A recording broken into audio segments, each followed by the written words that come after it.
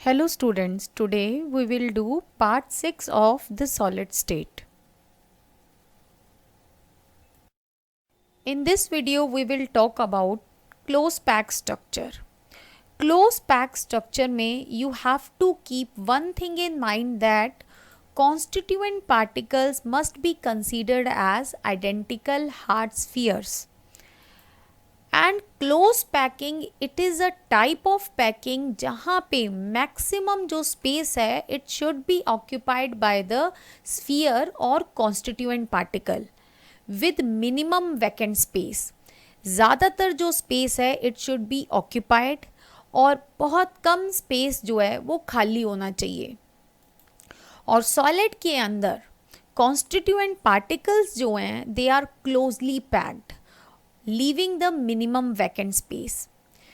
Solids के 3-dimensional structure को बनाने के लिए we will use 3 steps. पहले हम 1-dimensional structure की बात करेंगे, फिर 1-dimensional structure से we will make the 2-dimensional structure, then from 2-dimensional structure we will make the 3-dimensional structure. But before that हम देखेंगे कोऑर्डिनेशन नंबर क्या होता है. When you will study coordination compounds तो वहाँ पे कोऑर्डिनेशन नंबर का मीनिंग डिफरेंट होता है. वहाँ पे मीनिंग होता है number of donor atoms attach to the metal ion. लेकिन इन सॉलिड्स कोऑर्डिनेशन नंबर का मतलब होता है number of nearest neighbour with which a given atom is in contact. वो कहलाता है कोऑर्डिनेशन नंबर अगर हम प्योर एलिमेंट्स की बात करें. But in case of ionic crystals जहाँ पे एक कटायन होता है और एक अनायन होता है, इस केस में coordination number of an anion is the number of oppositely charged ion surrounding that ion. और एक और वर्ड आपने याद रखना है वॉइड्स. वॉइड्स का मतलब होता है empty space in the crystal. जो भी एम्प्टी स्पेस होगा जहाँ पे कॉन्स्टिट्यूएंट पार्टिकल प्रेजेंट नहीं होंगे उन्हें हम वॉइड बोलते हैं. Before talking about close packing in 3 dimensions, first we will talk about close packing in 1 dimension. अगर आप 1 डायमेंशन की बात करें और आप स्फीयर्स को या कॉन्स्टिट्यूएंट पार्टिकल्स को अरेंज करें then there is only one way of arranging the sphere in 1 dimensional close packing.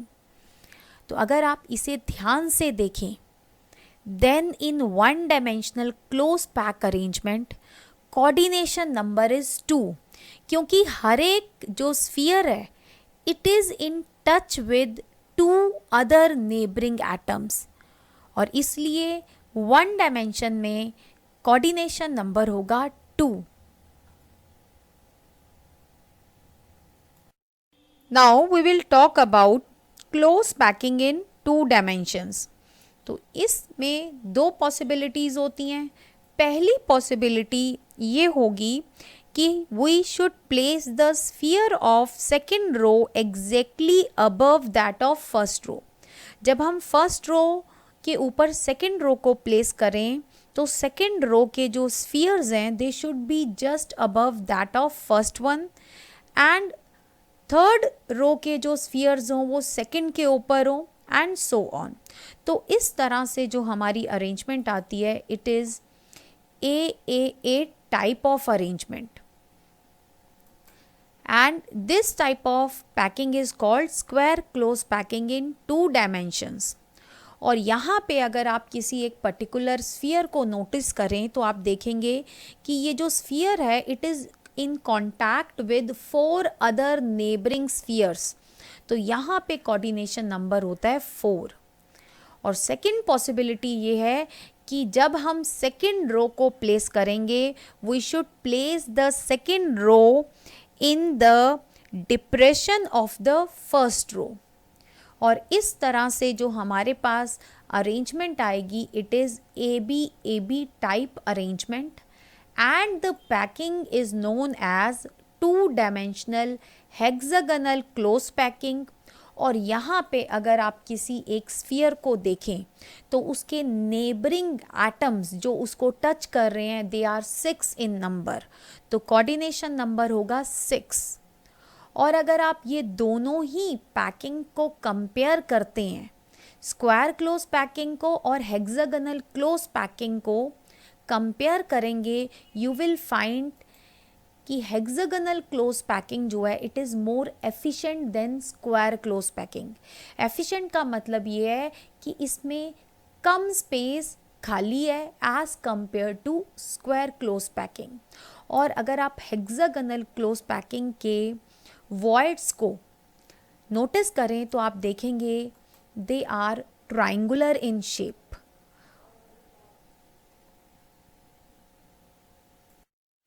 Next we will do close packing in 3 dimension.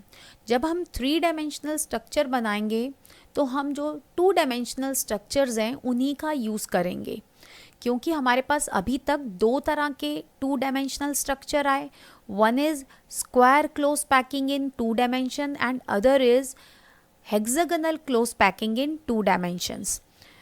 तो जब हम 3 डायमेंशंस की बात करेंगे we will make 3-dimensional close packing from 2-dimensional square close pack layers।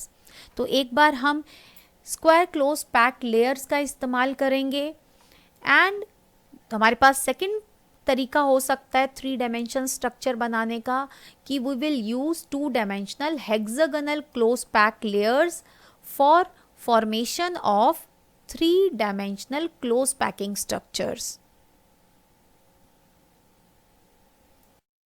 तो सबसे पहले हम 3 डायमेंशनल स्ट्रक्चर बनाएंगे by using 2 dimensional square close pack layers. तो हम क्या करेंगे, we will place the second layer just above the first layer and in this way we get a pattern like A. Suppose पहली layer A है तो दूसरी layer भी same A जैसी होगी, so it will also be A, then third layer and so on. और जो हमें लैटिस मिलेगा it has a type pattern and the lattice generated will be simple cubic lattice and its unit cell is primitive cubic unit cell. ये ऐसा cubic unit cell होता है जिसके अंदर constituent particles are present at the corners and in this case coordination number is equal to 6। कोई भी sphere को अगर आप कंसीडर करेंगे किसी भी लेयर में तो 4 तो पार्टिकल उसी की अपनी लेयर में आ जाएंगे नेबर, और एक उससे जस्ट ऊपर और एक उससे नीचे, तो टोटल कितना हो गया coordination number 6। Now we will build the 3-dimensional close pack structure from 2-dimensional hexagonal close pack layer। Hexagonal close pack layer में we have triangular shape voids। जब हम 3-dimensional structure बनाएंगे, first of all we will place the second layer over this first layer, और second layer रखने के बाद we will place the third layer। तो जब आप इस फर्स्ट लेयर पे सेकेंड लेयर रखेंगे then you have to place the sphere in such a way कि जो स्फीयर्स हैं they are exactly on these triangular voids. When you place the second layer over the first layer in such a way that the sphere of the second layer they are just above the triangular voids of first layer, then you have obtained this type of structure। इसमें आप देख सकते हैं this is the first layer and this is the second layer। जब आपने first layer के ऊपर second layer को प्लेस किया तो दो अलग तरह के voids क्रिएट हो गए। एक को मैंने T से रिप्रेजेंट किया है, एक को मैंने O से रिप्रेजेंट किया है। तो जब मैंने सेकेंड लेयर को फर्स्ट लेयर के ऊपर रखा तो मेरे पास दो तरह के वर्ड्स आए, टी एंड ओ। टी का मतलब है टेट्राहेड्रल, ओ का मतलब है ऑक्टाहेड्रल। टेट्राहेड्रल वर्ड्स तब बना जब एक लेयर का जो ट्राइंगुलर वॉइड था उसके ऊपर मैंने नेक्स्ट लेयर का स्फीयर रखा, और जो शेप बनती है इस तरह के वॉइड की वो होती है टेट्राहेड्रन, तो इसीलिए इसे टेट्राहेड्रल वॉइड या होल बोला जाता है। और यहाँ पे कोऑर्डिनेशन नंबर होता है 4। तो टेट्राहेड्रल वॉइड्स में अगर कोई एटम प्रेजेंट होगा तो उसका कोऑर्डिनेशन नंबर होगा 4। देन जो ऑक्टाहेड्रल वॉइड है वो तब बनता है when the triangular void of one layer it is just above the triangular void of other layer, और हमारा octahedral होल बनता है। और इसमें जो शेप बनती है होल की वो बनती है octahedron, and coordination number for any particle present in octahedral void will be 6. Now we will place the third layer over the second layer. तो जब आप थर्ड लेयर को सेकेंड लेयर के ऊपर रखेंगे तो आपके पास दो पॉसिबिलिटीज़ हैं। आप दो तरीके से थर्ड लेयर को रख सकते हैं। तो पहला जो मेथड है इट इज़ कि आप थर्ड लेयर के स्फीयर्स को टेट्राहेड्रल वॉइड्स के ऊपर रखें, और you can place the third layer just above the octahedral voids.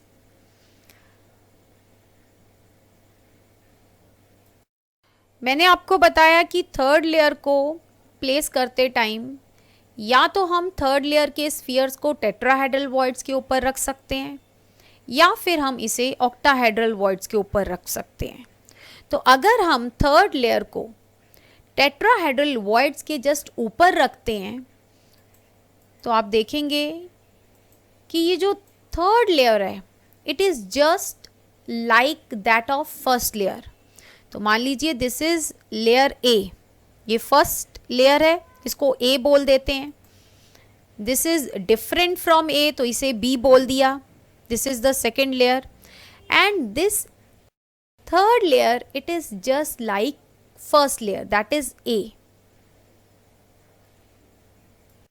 So when you place sphere of third layer just above the tetrahedral void, then you obtain AB type of arrangement. और इस तरह के structure को hexagonal close pack structure या HCP बोला जाता है।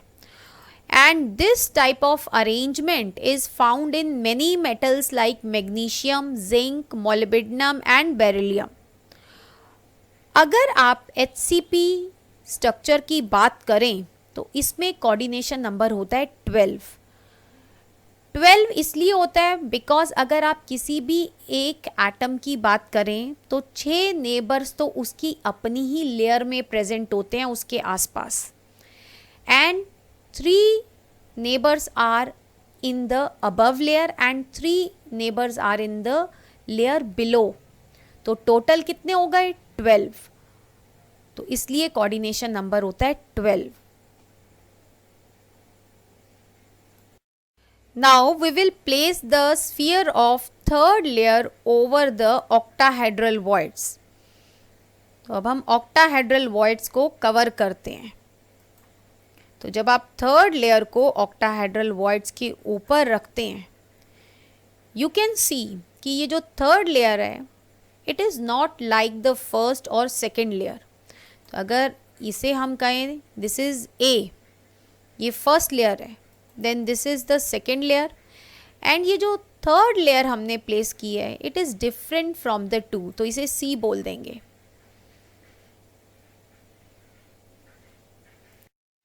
सो in this way when we place the sphere of third layer over the octahedral voids we got a arrangement with pattern ABC pattern. और इस तरह के स्ट्रक्चर को CCP या FCC स्ट्रक्चर बोला जाता है। CCP mean cubic close packed और फेस सेंटर क्यूबिक स्ट्रक्चर बोलते हैं। And this type of arrangement is found in metal like copper, iron, nickel, gold and silver. And CCP या FCC में भी जो कोऑर्डिनेशन नंबर होता है इट इज़ 12। इसमें भी जो नियरेस्ट नेबर होते हैं किसी भी पार्टिकल के दे आर 12 इन नंबर, 6 तो उसके अपनी ही लेयर में प्रेजेंट होते हैं, 3 above and 3 below the layer.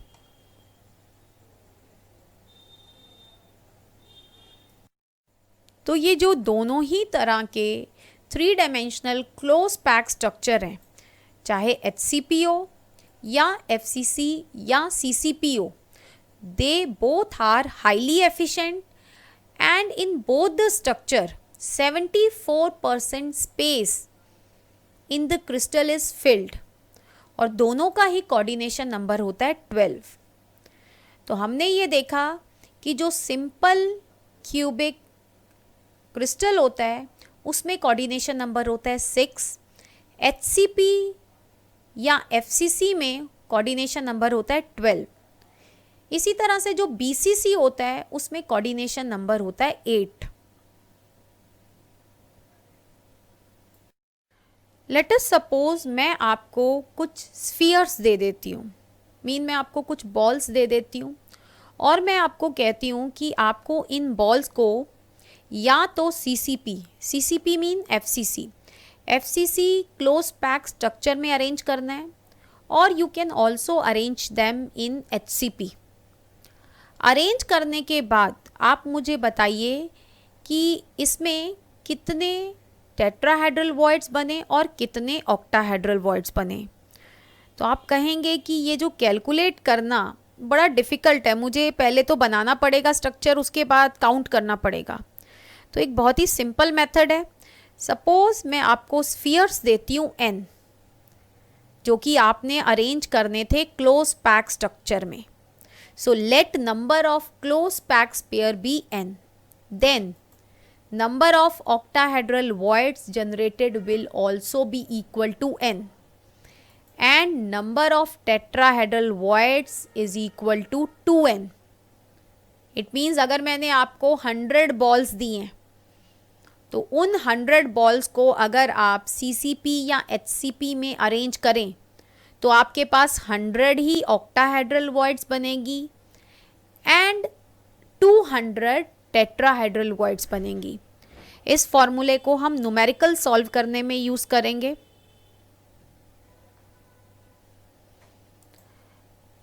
तो इस तरह से टोटल वॉइड्स हो जाती हैं n + 2n = 3n। Now we will discuss the location of octahedral and tetrahedral voids in CCP और FCC। यहाँ पे हम HCP की बात नहीं करेंगे, उसमें केस डिफरेंट होता है। Here we will talk about FCC और CCP। FCC या CCP किस तरह के यूनिट सेल को बोलते हैं? जहाँ पे constituent particles are present at all the 8 corners as well as at the face centre. तो CCP या FCC यूनिट सेल में atoms are present at corner as well as faces. तो 8 एटम्स होते हैं कॉर्नर पे and 6 atoms are present at the faces. तो number of atoms per unit cell आ जाता है 4, बिकॉज कॉर्नर का कॉन्ट्रीब्यूशन होता है 1/8 और फेस का होता है 1/2। Octahedral voids in CCP, they are present at 12 edges and 1 body center। 12 voids जो हैं octahedral वो edges पे present होती हैं, एक body center पे होती है। इट मीन अगर आप FCC यूनिट सेल की बात करें तो उसमें कितनी octahedral voids आएंगी? 4, क्योंकि H का contribution 1/4 और बॉडी सेंटर का 1। तो आप यहाँ देख सकते हैं कि अगर आपके पास एटम्स जो हैं वो 4 हैं, देन ऑक्टाहेड्रल वॉइड्स भी कितनी आती हैं? 4। Now these tetrahedral voids they are present at the body diagonal. जो बॉडी डायगोनल्स होती हैं किसी भी क्यूबिक यूनिट सेल में 4 बॉडी डायगोनल्स होती हैं। सो 2 tetrahedral voids are present at each body diagonal। तो 2 हर बॉडी डायगोनल पे प्रेजेंट है, तो टोटल कितनी voids प्रेजेंट है? 8 and all are present at the body diagonals. तो यहाँ पे number of tetrahedral voids per unit cell आ जाती हैं 8. They are double the number of atoms of the FCC unit cell. तो हमने पहले भी डिस्कस किया था, अगर आपके एटम्स जो हैं इन CCP और FCC अगर n है तो ऑक्टाहेड्रल वॉइड्स n बनती हैं and tetrahedral voids will be 2n. तो आप यहाँ देख सकते हैं कि अगर एटम्स 4 हैं तो ऑक्टाहेड्रल वॉइड्स बनेंगी 4 and tetrahedral voids will be 8.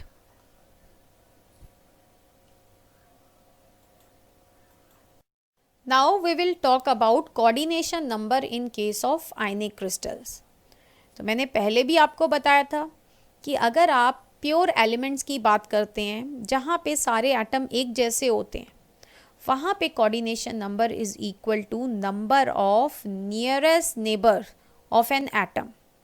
लेकिन अगर आप आयनिक क्रिस्टल की बात करें जहाँ पे एक कटायन होता है, एक अनायन होता है, तो इन केसेस में कटायन का कोऑर्डिनेशन नंबर अलग होता है और अनायन का कोऑर्डिनेशन नंबर अलग से दिया जाता है.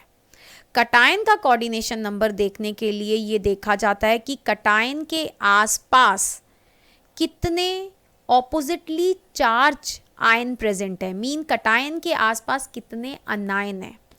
while when you are giving the number to the anion, आप अनायन के लिए कोऑर्डिनेशन नंबर लिखते हैं, then you have to see number of cation surrounding the anion. तो सबसे पहले हम NaCl का स्ट्रक्चर देखेंगे. अगर आप NaCl के स्ट्रक्चर में देखें, जो Cl माइनस आयन होते हैं they are arranged in CCP और FCC अरेंजमेंट. जितने भी Cl माइनस होते हैं they are present at the corner and at the face centre. And जो सोडियम आयन होता है they are present at all the octahedral voids.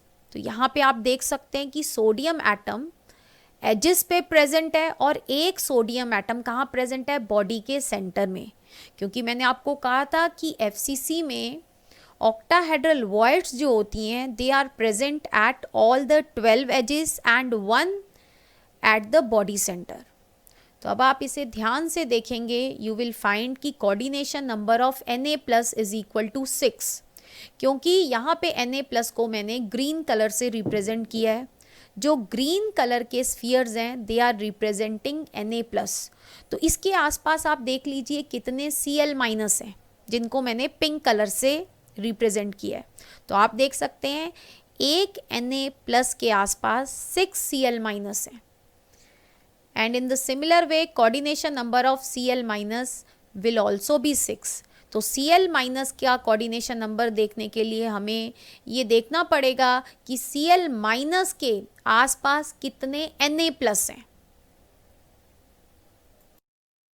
Now we will discuss the structure of caesium chloride. जब आप caesium chloride का structure देखेंगे you will find कि Cl- they have simple cubic arrangement. Simple cubic arrangement का मतलब ये है कि जो Cl- आयन है they are present at the corner of the unit cell. And caesium ion it is present at the cubic site. Cubic site कह दें या कह दें बॉडी के सेंटर में प्रेजेंट है. तो इस तरह से अगर आप सीजियम आयन का कोऑर्डिनेशन नंबर निकालेंगे it comes out to be 8.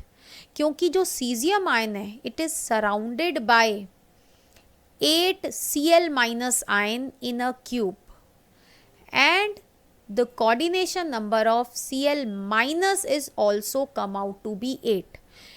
क्योंकि Cl- के भी आसपास अगर मैं Cesium+ देखूं they are 8 in number.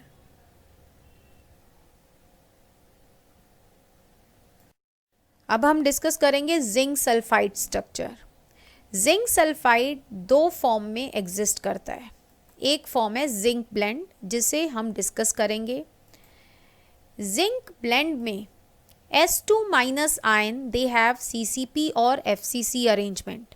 Mean कि S2- ion they are present at all the corners and at all the face centre. while Zinc 2 plus, it is present at half of the tetrahedral site. अभी हमने discuss किया था कि FCC unit cell में हमारे पास total 8 tetrahedral voids होती हैं, और ये जो टेट्राहेड्रल वॉइड्स होती हैं they are present at the body diagonal, 2 voids at 1 body diagonal. तो इनमें से आधी जो टेट्राहेड्रल वॉइड्स हैं they are filled by Zn2+ ion. तो 4 जिंक आयन प्रेजेंट है इन अ यूनिट सेल. और अगर आप कोऑर्डिनेशन नंबर देखें जिंक 2+ का, ये आएगा 4, बिकॉज इसके आसपास S2- कितने हैं, 4. While coordination number of S2- is also 4, क्योंकि S2- के आसपास हमने काउंट करने हैं जिंक 2+ कितने हैं, तो वो 4 आएंगे. तो इसलिए कोऑर्डिनेशन नंबर S2- का 4 है. जिंक सल्फेट एक और फॉर्म में एग्जिस्ट करता है, उसे वुडजाइड बोलते हैं. वुडजाइड में बस एक छोटा सा फ़र्क होता है कि S2- ion they have HCP arrangement. Zinc blende में S2- की आप देखेंगे CCP अरेंजमेंट है, लेकिन वुडजाइड में S2- आयन की HCP अरेंजमेंट होती है. जिंक 2+ टेट्राहेड्रल साइट्स पे प्रेजेंट होते हैं at half of the tetrahedral site. इसको हम डिस्कस नहीं करेंगे. Now we will discuss the structure of calcium fluoride.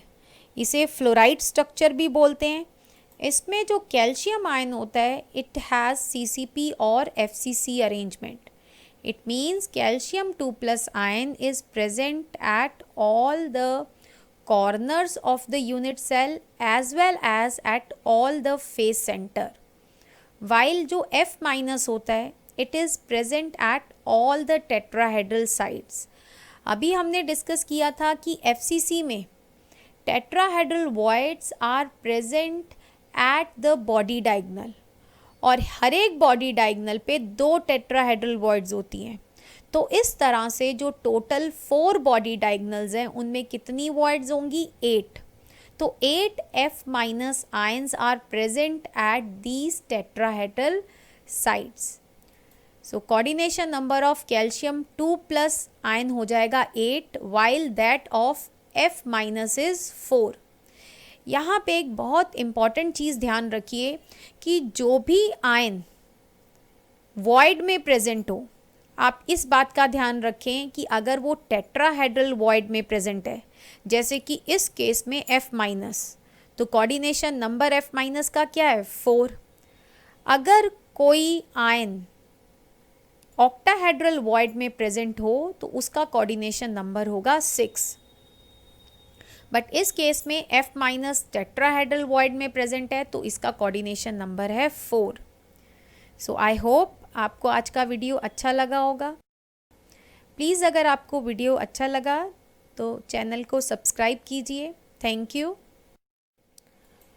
You and please do subscribe the channel.